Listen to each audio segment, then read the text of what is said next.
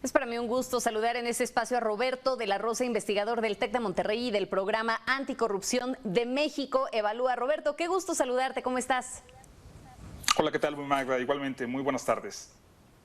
Oye, dinos una cosa, hemos venido analizando este asunto de la deuda de los estados y demás, pero dinos una cosa, ¿cómo se está gastando hoy el dinero en los estados? Porque pues aquí la pregunta es si verdaderamente se gasta el dinero del erario público de manera responsable o en qué momento perdieron el control administrativo. Vemos que tienen deudas por todos lados y bueno, que inclusive han dejado de pagarle la quincena a los trabajadores en algunos casos, como en el caso concretamente de Colima.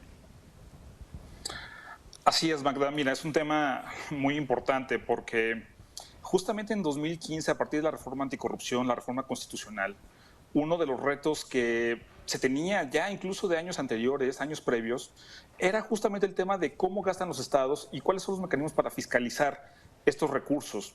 A partir de ahí se reformó la ley de la fiscalización, de la ley de la Autoridad Superior de la Federación, y se le dotó de nuevas atribuciones y nuevas facultades para, digamos, ampliar, digamos, el poder que tenía para controlar y revisar y ejecutar y auditar los recursos que tenían los estados. Estamos hablando que este periodo de 2015, de la reforma constitucional, ahora 2021, cubre alrededor el periodo de completo de los 15 estados, de los 15 gobernadores que entregan en este año el poder ejecutivo y los que estarían asumiendo a partir de las elecciones de los meses pasados.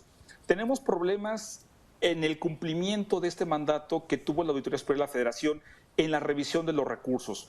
Por ejemplo, a nivel de los estados, alrededor de 2 de cada 3 pesos que ejercen o que egresan de los estados se están fiscalizando. Solamente 2 de cada 3. Hay 1 de cada 3 que no se están revisando, que no están siendo auditados. Y en la parte de los municipios es aún más grave, Magda. Veníamos con niveles bajos, por ejemplo, en 2016 se fiscalizó el 18%, en 2017 el 19%, en 2018 el 24%, pero en 2019, cuenta pública 2019, que se fiscalizó el año anterior, que por la pandemia la Auditoría Superior de la Federación recortó auditorías y que solamente terminó por fiscalizar el 6% de los recursos de los municipios. Estamos hablando que la auditoría está presentando problemas sustantivos para poder fiscalizar los recursos de los estados. Efectivamente, hay muchísimas áreas de oportunidad. Uno de los temas que me gustaría destacar tiene que ver con los daños patrimoniales, Magda.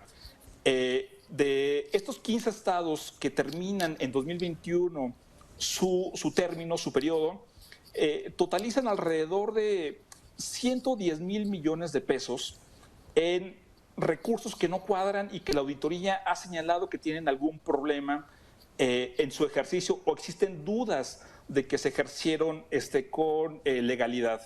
De estos 110 mil millones de pesos, estamos hablando de una bolsa considerable de recursos, 32%, alrededor de 35 mil millones de pesos, entran dentro de una bolsa que se llaman solicitudes de aclaración. No son propiamente señalamientos de daño patrimonial, pero sí quiere decir que la auditoría los tiene en la lupa y que los está revisando.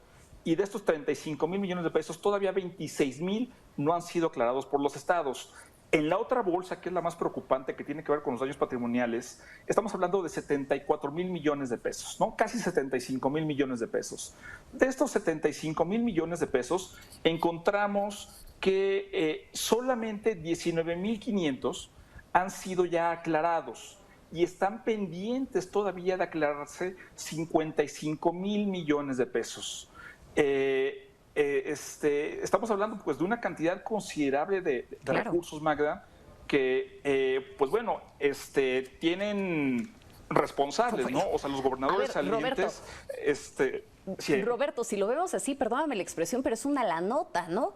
Aquí el asunto es que podamos comprender cómo me impacta a mi ciudadano de a pie el hecho de que estos 55 mil millones de pesos que nos estás mencionando estén pendientes de aclarar. ¿En qué me impacta a mi ciudadano de a pie para poderlo comprender, Roberto? Porque eso es bien importante. Sí, Magda, es importante precisar. Justamente nos daban cuenta ahorita de dónde vienen estos daños patrimoniales, ¿no? ¿De dónde? O sea, fueron en educación, fueron en temas de seguridad, fueron en temas de salud, y lo que encontramos es que el primer rubro, el más importante, Magda, tiene que ver con el financiamiento público local, ¿no? En 11 de las 15 entidades con cambio de administración en 2021, que estamos hablando de Michoacán, Chihuahua, Baja California, Guerrero, Nayarit, Nuevo León, San Luis Potosí, Campeche, Baja California Sur, Zacatecas y Sinaloa, se confirmó el uso indebido de cerca de 23,000 millones de pesos que afectan la sostenibilidad de las finanzas públicas estatales por la contratación irregular de financiamiento, es decir, la contratación de deuda pública, y por la gestión deficiente de los recursos obtenidos. ¿Cómo afecta esto a los ciudadanos? Afecta que el Estado va a tener menos capacidad, el Estado, la entidad federativa, va a tener menos capacidad de contratar deuda para poder atender problemas que tengan cada una de las entidades, ¿no? El segundo rubro más importante tiene que ver con educación y salud. Se estima una afectación, un señalamiento de daño patrimonial por 4,170 millones de pesos, Magda. Estos son los dos grandes rubros que tenemos. El tema del financiamiento público local, de cómo los estados, las entidades tienen recursos para atender sus necesidades, y recursos que ya estaban incluso destinados por los fondos federales a la atención de la educación y de la salud. Híjole, y fíjate que aquí es en donde uno se queda pensando, ¿no? Qué conveniente fue para ellos la pandemia. Oye, un buen pretexto entonces para poder gastar a discreción. Sí, completamente. El tema del financiamiento público local lo arrastran las entidades federativas en los primeros años de gobierno. Después se viene un tema de fiscalizan y empiezan a encontrar estos problemas y se empiezan a cerrar incluso las llaves de crédito o de deuda pública que adquieren los estados. Eso incluso ya lo empezaron a resentir las entidades federativas por la falta de financiamiento. Y podemos dar cuenta, incluso en medios de comunicación, cómo ha sido un tema importante que impulsan los gobernadores ante la federación para poder tener una mayor capacidad de financiamiento y poder atender las necesidades locales. Pero lo que no se dice es justamente cómo ellos tuvieron la oportunidad de tener unas finanzas públicas locales sanas, pero que los detecta la auditoría con daños de señalamiento patrimonial y que hoy en día implica que no tienen la misma capacidad que en años anteriores y bueno, y el tema específico de educación y salud que se ha visto mermado. Oye, Roberto, dime una cosa para que podamos concluir. Tenemos también el otro extremo y vemos casos como el de Tlaxcala, que si no me falla el término, mantienen una deuda cero ya desde hace al menos 2 años. ¿Qué hicieron? ¿Qué les funcionó? Y entonces, ¿qué deberían de estar haciendo el resto de las entidades? Sin duda un tema que es fundamental en el tema del financiamiento público local y la deuda, tiene que ver con el papel que juegan los congresos de los estados. No solamente es un tema del poder ejecutivo local, sino también de cómo es todo un sistema, el control legislativo que tienen también los congresos de los estados para poder acotar, digamos, la pretensión que tienen algunos gobernadores. Todo el mundo va a buscar tener mayor recurso para implementar sus políticas, pero necesitan también un control legislativo efectivo para poder, digamos, acotar el endeudamiento público local, que se ejerza también, el responsable legislativo, que se ejerza con responsabilidad y con legalidad estos recursos, lo que permite tener finanzas públicas locales sanas.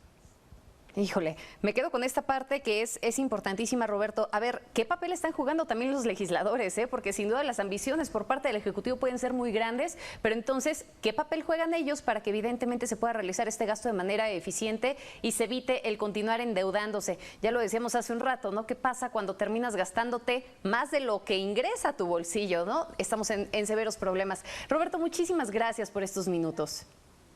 De nada, Magda. Hasta luego.